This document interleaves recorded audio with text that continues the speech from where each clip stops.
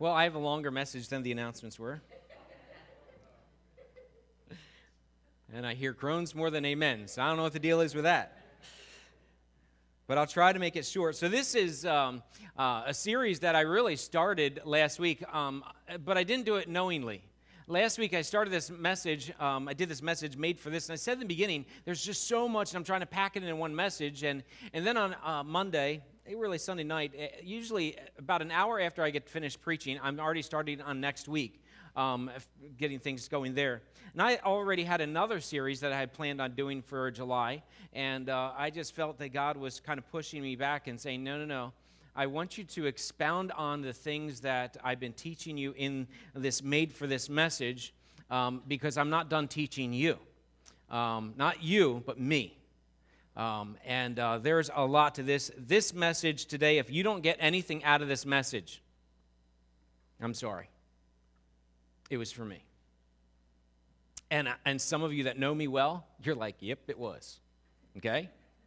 And others that are more in tune with saying, all right, if God's got something for him, then he probably has something for me too out of this.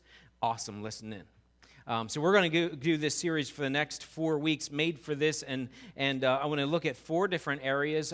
Look at, first of all, our heart, our home, then our church and community. And the whole idea behind last week's message is we were made to cultivate an environment of growth. We're made to cultivate an environment of growth. Now, here's the problem. When we talk about this, growth is this weird word that needs to be clarified. We understand what growth is. We could all define what growth is. But the reality is there's a lot of confusion around what growth is when we state that, okay? If anybody's looking down at their phone right now, I'm going to encourage you to look up at me, okay? That's about a half a dozen or a dozen people that just looked up. Awesome. Okay, good. All right, just making sure we're together here. Okay, so I want to do this. I want to start by clarifying growth. Here's what growth looks like, and there's 4 different, I think, points here. Growth in numbers is not always good growth. Would you agree? I can grow in my body mass, but that doesn't mean it's good. I could have a cyst, or I could have a tumor, or I can become more and more obese. Either way, you'd look at it and say, Pastor Bill, that growth is just not a good thing, okay? And the reality is that expands into a lot of different areas. Our family, if our family grew in numbers, my wife, say she went out and she's like, I found a cat I'm going to bring home, like the Zooties had last week, and she said, our family has grown. That would not be a good thing, amen? Okay? So I'm just trying to clarify that a little bit. Here's growth. Growth in numbers is not always good growth. Growth, when something happens numerically to an organization, business, or family, that does not mean that it was a good thing. We'll identify this in the next 4 weeks. Growth, second point, growth is often measured in numbers. Growth is often measured in numbers, but numbers can lie.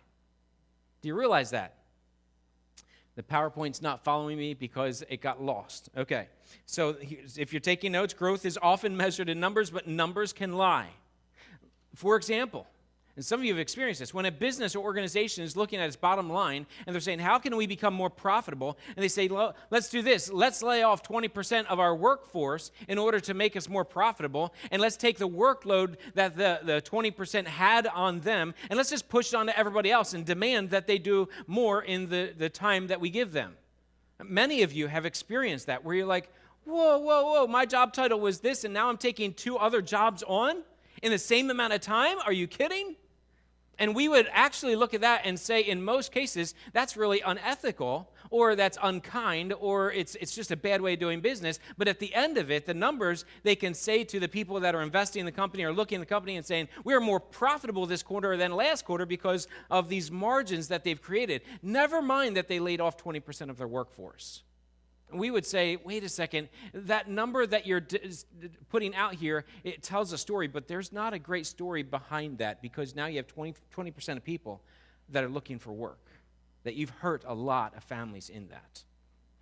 Oh, there it is. Okay, good. Growth, third thing. Another one. A farmer can produce a lot of tomatoes, right? Or strawberries or corn or whatever. But listen, he can put it in a big truck or trailer and you can say, look at this big harvest. We had a great year. But then when you go and you look at the tomatoes and you see that they're rotted, or you see that they don't taste great, they're really sour, bitter, or whatever because the rain and different things, the elements weren't right for it, you would say, yeah, I see what you're saying. It's a truckload, but that truckload's nasty. Nobody would want to eat it.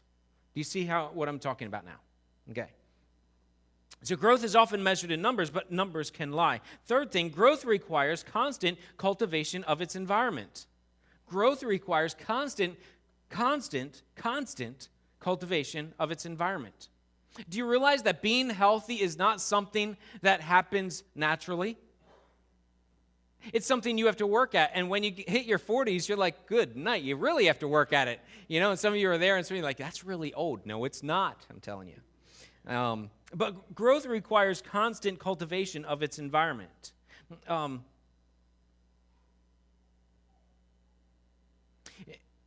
In your house or your business, you literally, you need to have a good environment for growth to really occur.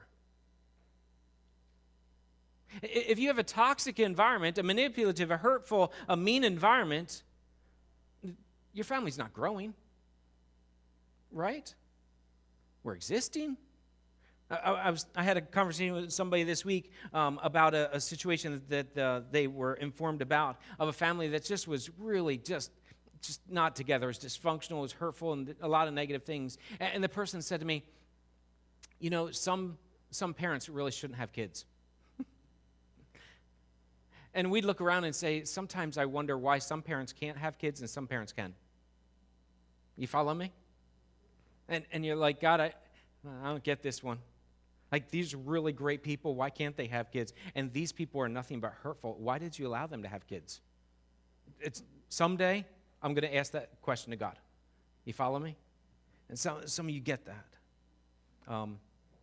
So growth requires constant cultivation of its environment. Just because you have doesn't mean it's growing. It's kind of like a trellis and a vine. A vine, in order to grow, like tomato plants or different things, you need to have a trellis that holds it together, that holds things in its place so that the vine doesn't break off, and it gives it room and space to grow in a healthy environment. And you constantly are working. If you're a gardener, you're constantly working at these things to provide for growth.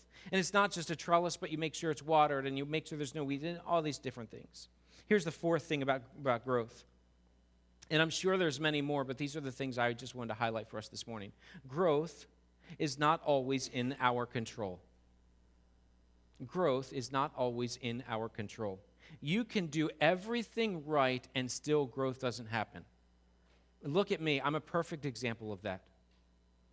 Growing up, I wanted to be about 5'10" to 6 foot because I love playing baseball, I love playing basketball, I love playing soccer, I love sports. And I thought, man, oh man, and this is when I was like 9 or 10 years old, I thought, Lord, and I prayed. I really did talk to God about this. I need to be 5'10", 6 foot in order to have my dream. I looked at Pete Rose, and I loved the way Pete Rose played, his work ethic and everything. Man, wow. And I grew up watching the Phillies and stuff, and I ate right. I had coffee every now and again as a kid, and they said that stunted your growth, and maybe that was the thing that happened. I don't know. I'm all of 5'6" with the shoes on. You follow what I'm saying? I was never going to play professional sports. You know, I can't jump like what's his name now?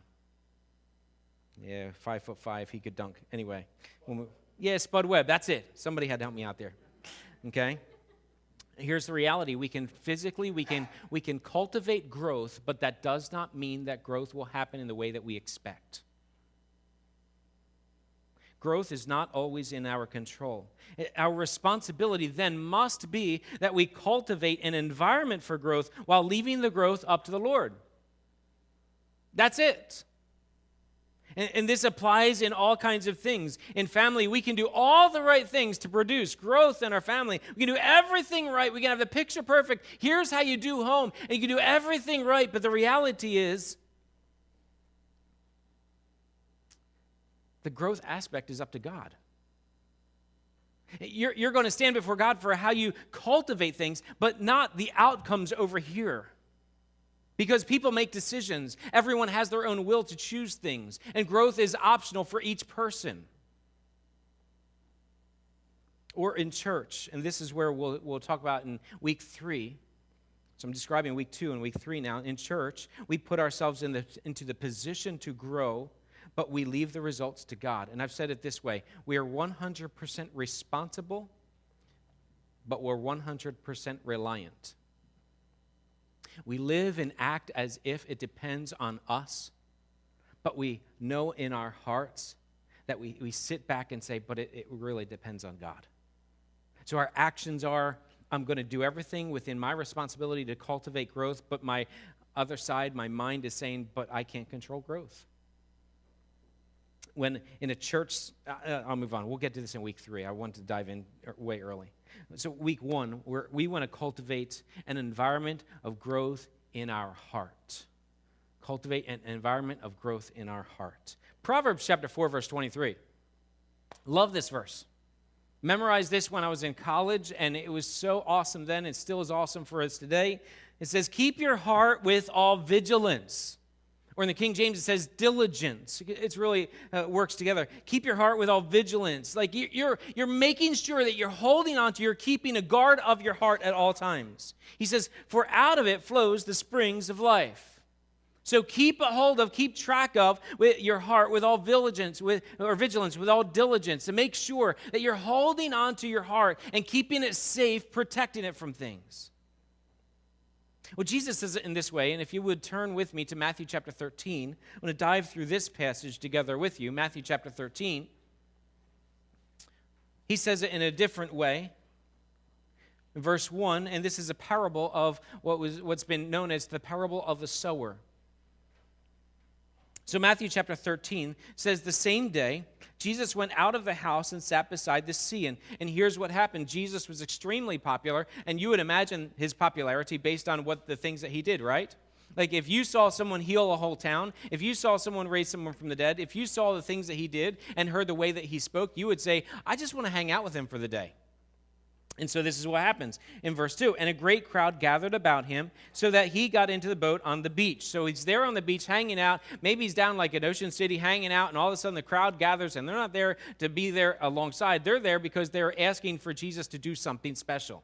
And so it's so crowded now, he gets up into the boat, and he's hanging out there, and then he begins to speak. In verse 3, he told them many things in parables, saying this. Verse 3, a sower went out to sow. What's a sower?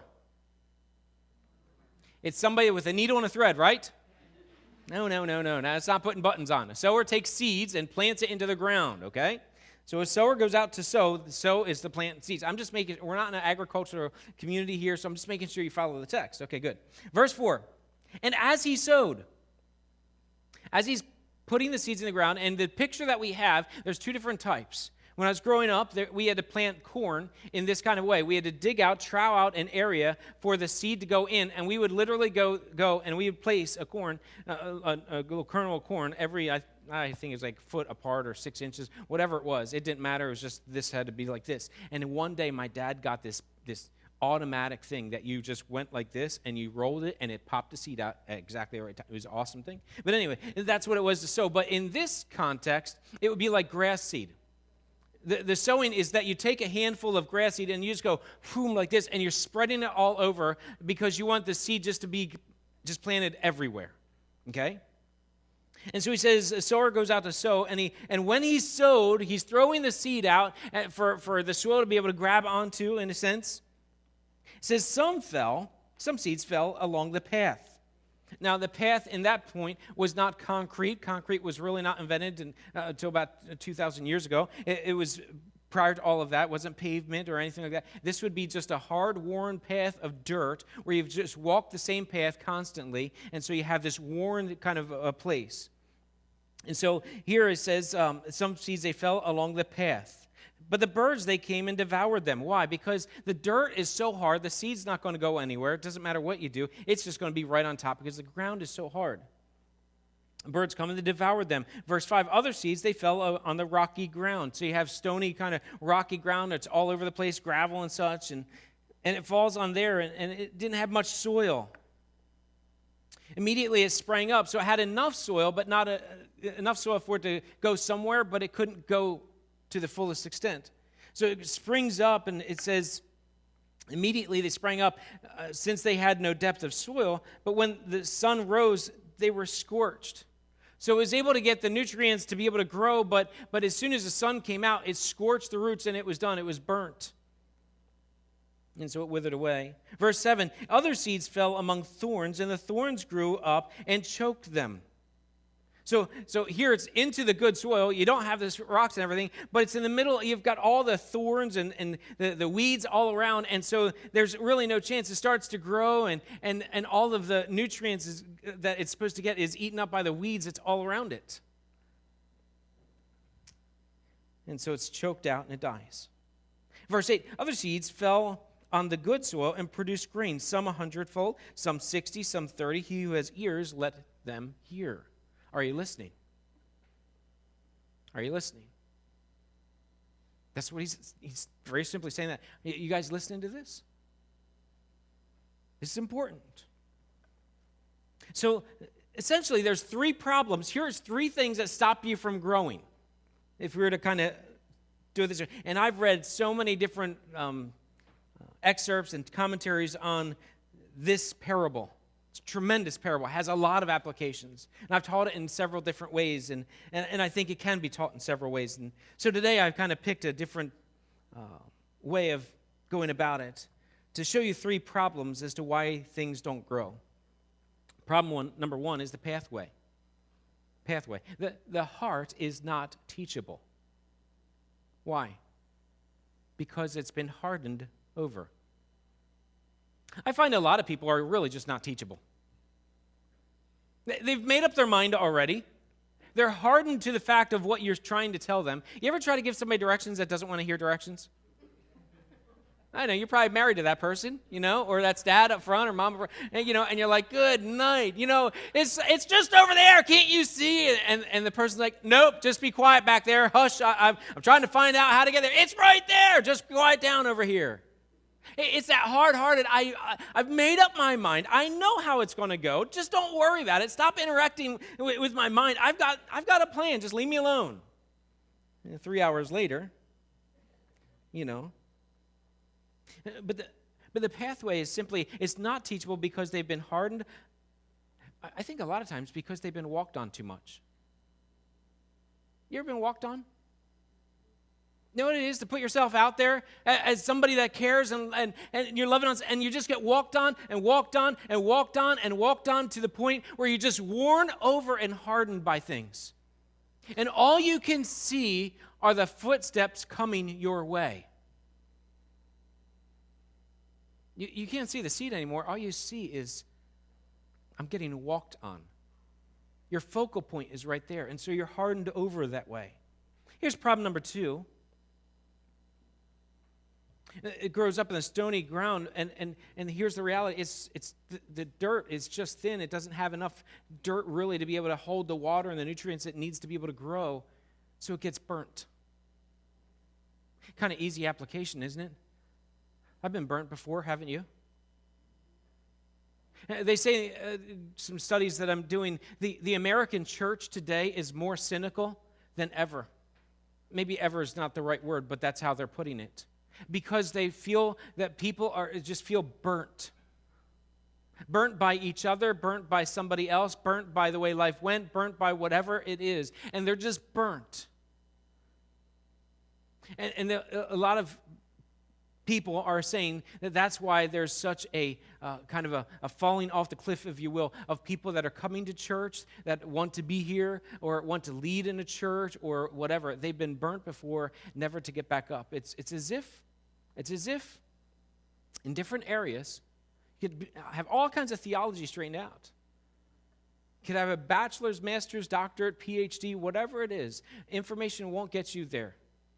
It's a depth in relationship is really what he's referring to. And we'll come back to that. But here's the reality. Oftentimes, we get burnt by things, and while we have a lot of information, we just don't know how to weed through some of the junk that we go through. And sometimes you get burnt by well-intentioned people. Problem number three. Problem number three. And here's, when you're burnt, that's all you can see, isn't it? Like, here comes another one. Somebody goes and shares their problem. And I've heard and said this as well, as sometimes somebody goes and wants to share their problem, and it feels like a dump truck backing up to you. You hear the backup alarm coming. Beep, beep. Oh, here it comes. You know? And other pastors and I have had this discussion. Here it comes, you know. They've got life's problems and stuff, and sometimes I feel like I might be that way to other people too. Right? We're all there, don't we? And sometimes you just get burnt. But then there's problem number three, and this is a fascinating thing because they're building on each other in a different way, and we'll get to this. Problem number three is that there's all kinds of weeds. And the soil is good. On all three parts, the soil is good. It's the other things that are within the reach of the seed that's killing the seed, the growth. So you've got all these different thorns and thistles and weeds that are around. And it's taking the water, it's taking the nutrients, taking the space up that the seed needs to grow, and it's destroying every opportunity of growth that this seed has. Done. So essentially, the weeds are robbing the seed of its appropriate nutrients. If you can follow that. And then there's good seed, the good soil, where it experiences growth that's reproductive.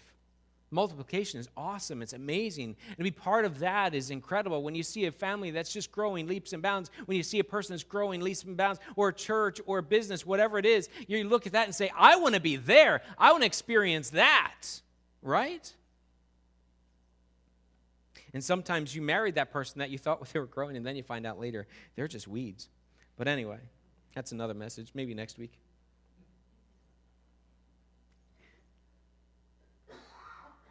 So what stops growth? I want to simplify it down to one thing because I think this is the chief. Maybe I'm overstating this, and you can criticize me later. I think distraction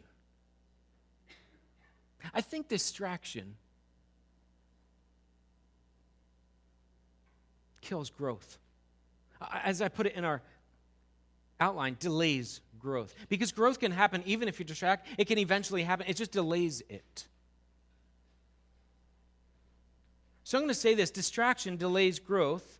So instead of receiving the seed, we're distracted by the past pain, being walked on, so we're rejecting the seed. We're looking and we're saying, I have this pain back here, and so I can't see the seed that's planted in here, and so therefore I'm hardening over so that when the seed is planted, there's no way I'm distracted because all I see is that thing in the past. Or, I was burnt by them, and I'll be burnt by you, so listen, I'll give you a chance, but you mess up one time and we're done, we're through. You ever been there? Or maybe you've been on the receiving end of that. Or the other one, you start to grow, but then there's all kinds of things around you get distracted by. Like those things are growing too, and they feel nice to have next to you. But they're robbing you, and you don't want to admit it. Do you know what the etymology or the background, the beginning part of where distraction came from? It's only mentioned one time in the Bible. We'll get to that. The etymology of this word goes back to a couple different things, but in French culture, in the background of this, they use this word distraction to describe a torture technique. It was when they would take a person to torture them, they would take this person and they would tie their limbs off to 4 different horses or cattle or whatever it was that was going to pull them in different directions. They called that distraction. That's kind of gross. We're going to distract you today. Yeah. And here's the thing. I'm doing some reading on this, and this is going to come back around, but I'm giving you just the kind of the surface level stuff of what I'm studying today. We've renamed distraction. Do you know that? Do you know what it's called today? Oh, this is good. This is really good. Some of you think you're really good at this. Multitasking. Yes. Yes. I'm not distracted. I'm multitasking. Yeah.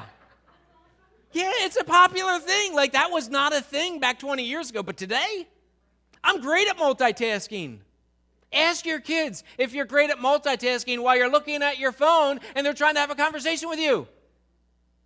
Do you realize that multitasking while you're driving is really dangerous? Do you realize that most researchers will say you're 24 times more likely to get in a car wreck if you're multitasking? 24! I'm not making it up, people. Okay, you ready? This is great. I'm just surface level stuff, okay? Do you know that when an email comes into your phone and you're working on something else, do you know that the average of this is from the moment that you stop and multitask and look at this, even when you look at it for a second, they say the average person, it takes, guess how long to get back to doing what they're doing with the same effectiveness? 64 seconds.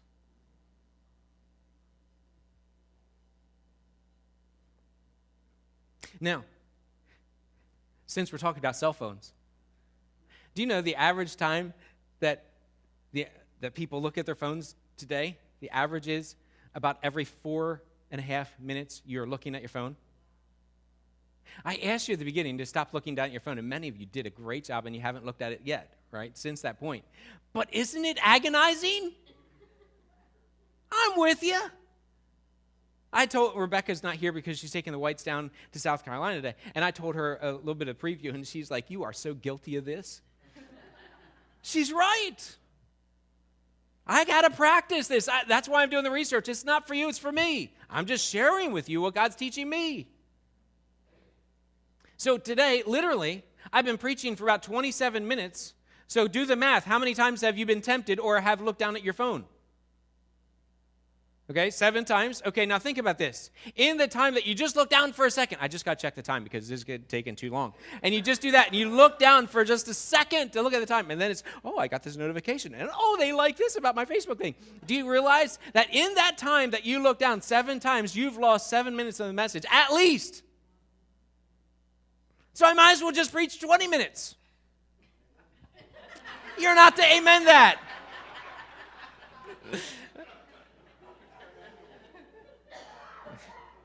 Which takes me to my next point. Life is full of distractions, and it seems like everyone has a plan for your life but you. Even to preach less. You get phone calls that are these robocalls. Isn't that funny? You know, they're so, we groan like, oh, man. They have a plan for your life, but it's not your plan. The emails that we get, the texts that we get, the Facebook and the Instagram and the Twitter and all the things that are going on is associated with our phone alone, which is not the devil in itself. That's not what I'm saying because I like my phone. I was on when the iPhone 3 came out, I was excited. I had a smartphone before that thing because I was like, this is great. I can integrate these things and I enjoy those things. But man, it can be a distraction because as scientists are now saying no one can multitask. They're literally saying that. No one can multitask. Now, you can do what I do. Here's what I do. I claim to do this. I can change gears quickly. I can move on from one task to the next quickly. Okay? I don't call that multitasking because I can't do 2 things at once. And neither can you. That's just what the scientists say. So I'm just going with what they say, the research they've found. Life is full of distractions, and here's what I want to do. I want to challenge us to take your life back. I want to challenge you to take your life back. If you're looking down at your phone now, see, it's 4 minutes is up. I got to look at my phone. Take your life back. Your phone should not own you. Email should not own you. Twitter and Facebook and Instagram should not own you. They say that even a person, people, it's like 30 or something percent, I forget the statistic, get up in the middle of the night just to check their phone. It's not to go to the bathroom. It's like an addict that gets up to have a shot of whiskey in the middle of the night just because they got to have a drink. It's the same thing. We're so addicted to these things that me even pointed out is like, whatever, can he be done now because I got to check my stuff that's going on. And I get it. A few weeks ago, we looked at Mary and Martha, and so I won't go back and go through the whole story with you again, but let me just walk you through this again because it's the one time in the Bible that's referring to distraction, being distracted. We have Mary and Martha, they're with Jesus, and they're having this meal together, evidently, and as they are, you find Martha and Mary at two different places. Mary is sitting at the feet of Jesus while Jesus is doing some teaching. Good place to be, would you agree? I mean, that'd be awesome. If you got a chance to sit with Jesus today, would you do it? Where's Martha?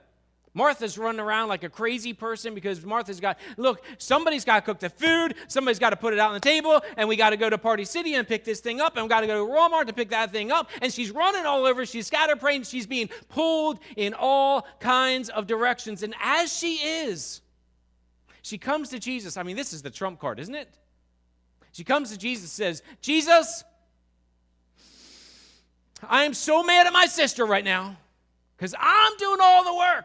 You see me going crazy, don't you? I'm going over here and over there and over there, and she can hardly breathe because she's been moving so fast from one thing to the next. And she's like, I've been multitasking and I shouldn't. Some people, by the way, are so busy because they feel they need to be needed.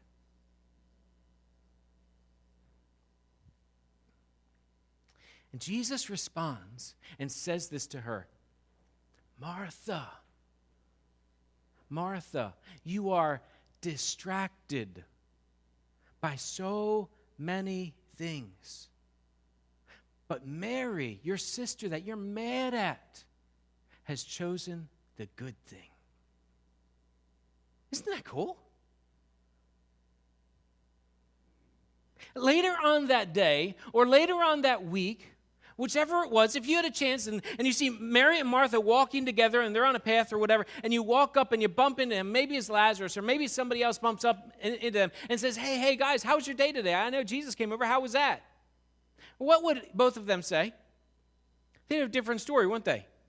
Martha would be like, oh my goodness, I was so stinking busy. I was busier than busy. I had both my hands up busy. And I went there and I took care of this meal and oh my goodness, and we finally ate and I had to do the dishes too. And that's what Martha would say. That's what she would recollect about the day. It was total frustration and aggravation and horrible. What did Mary say? Oh man, this is a day I'll never forget. I was sitting with Jesus. I was listening to what Jesus had to say. I was asking him this thing, but man, he moved on and he really started talking.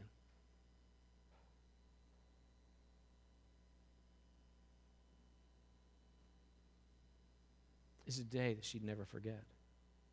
Years later, after Jesus is gone, she's talking to her grandkids.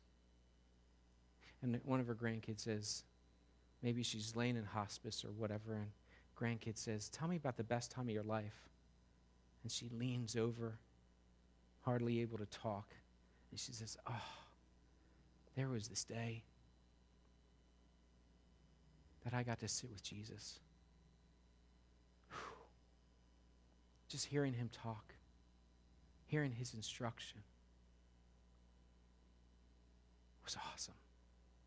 If I could have that day over again, I would 1,000 times over. How many days in our life have we actually had like that?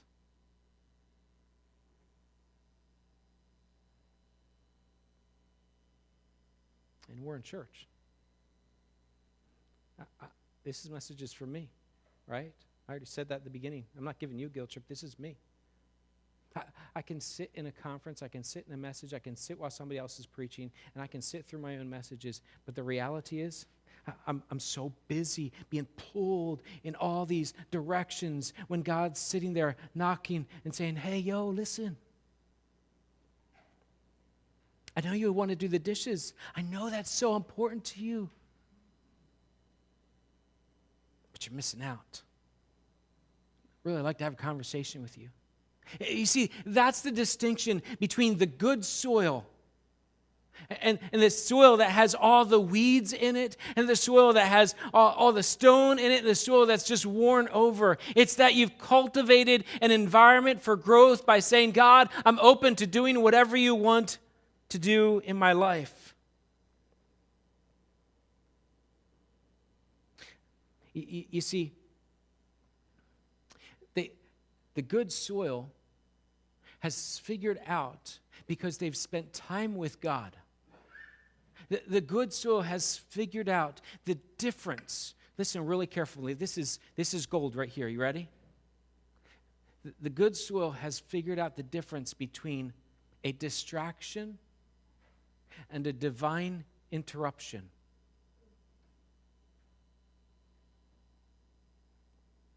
And Jesus goes to this area, the Samaria, and while he's there, he sends his disciples and says, hey, listen, why don't you go pick up some McDonald's or go pick up some pizza or whatever. I'm just going to hang out here. And they're like, all right, fine, you don't want to walk anymore. He's really tired. I get that. And they go and they come back with the food. And they say, hey, Jesus, you're hanging out with this Samaritan woman, which is really weird, but we got the food. And he says this to them,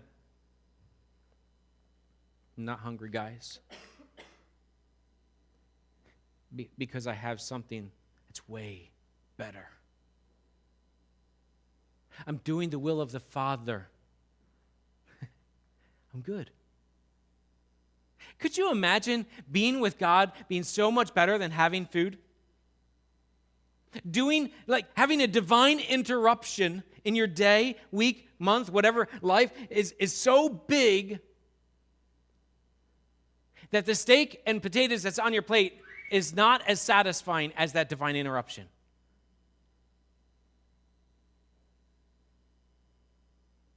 And the problem is, if you're anything like me, we're allowing ourselves to be pulled in so many directions that God's not even able to talk into us sometimes.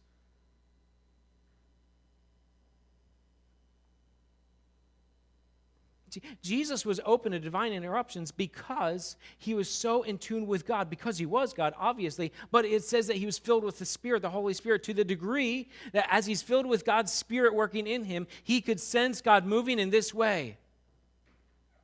So when the woman comes up that has this disease of blood and touches the hem of his garment so that she can be healed, he stops and knows this is a divine interruption and turns and says, who did this? I want to minister to you. I want to care for you. There's a divine interruption. I find there's a pendulum on both sides. There's the people that are highly distracted, and they think that multitasking is a good thing. And then you have the people that are over here that are highly disciplined, that have no distraction. Not distraction. They've eliminated every distraction and divine interruption as well. Does that make sense? That they're closed off to God because their schedule is that much more important than God. There's two sides. And God is neither. God is saying, listen, here's what I want you to do. And I figured I'd illustrate this because I don't think you'd get it if I didn't. My family makes fun of me for what they call crock pots on my head. Right? And you'll see.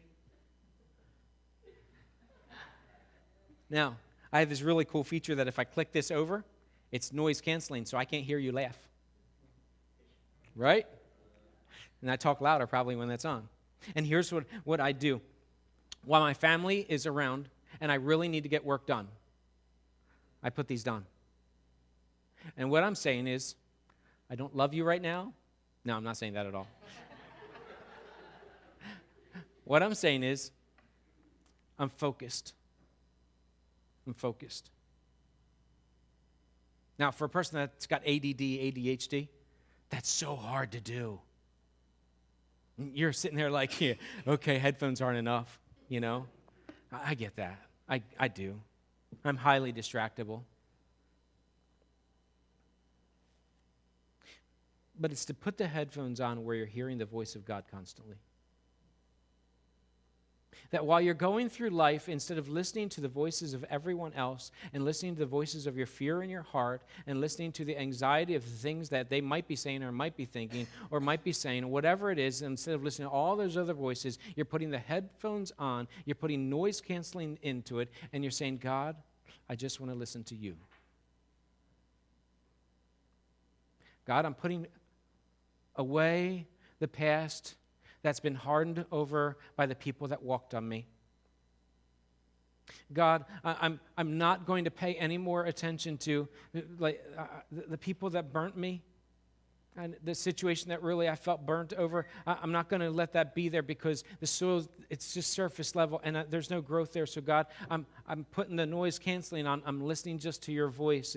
And God, those weeds and all the things that are running my way and stuff, I'm putting the headphones on. I just want to listen to your voice. So God, speak to me. And how does God speak? Is it through headphones? God speaks through, one, I dive into here and I do as David says in Psalm chapter 1, I meditate on this day and night.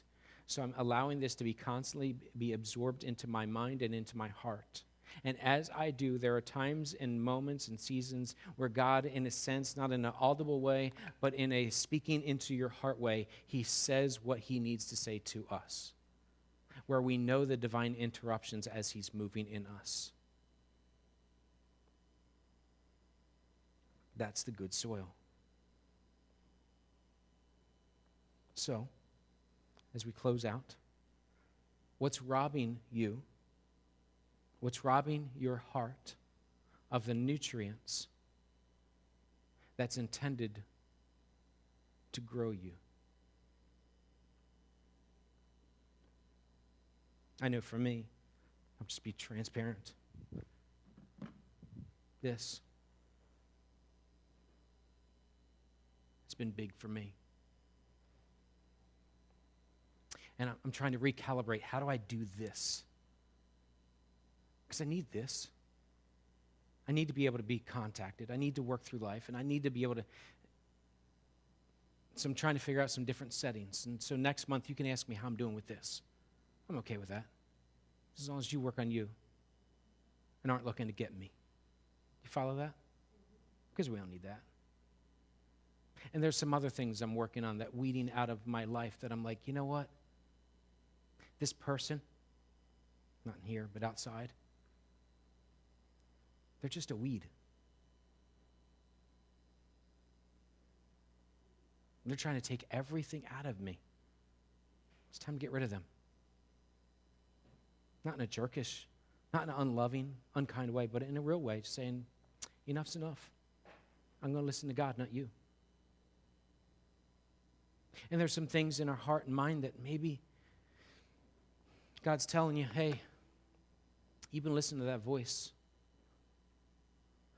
from the past that tells you you're going to get burnt again. It's time to put that voice away and listen to God's voice. And so as we close out, let me just say this as well. You will not know a divine interruption until you get rid of the distractions. Do you realize that? You'll never hear the voice of God. You'll never hear God move in you if all you're listening to is all the distractions.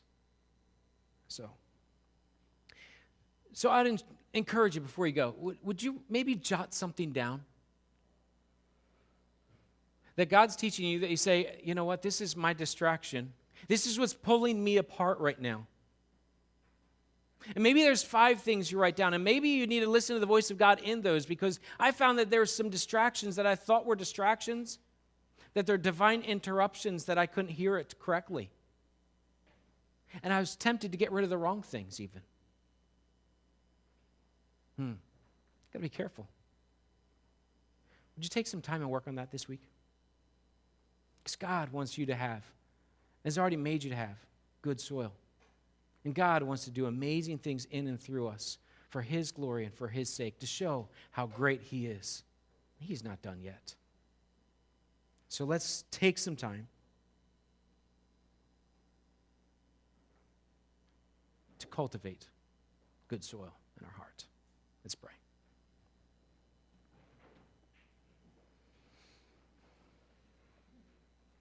Lord, thank you.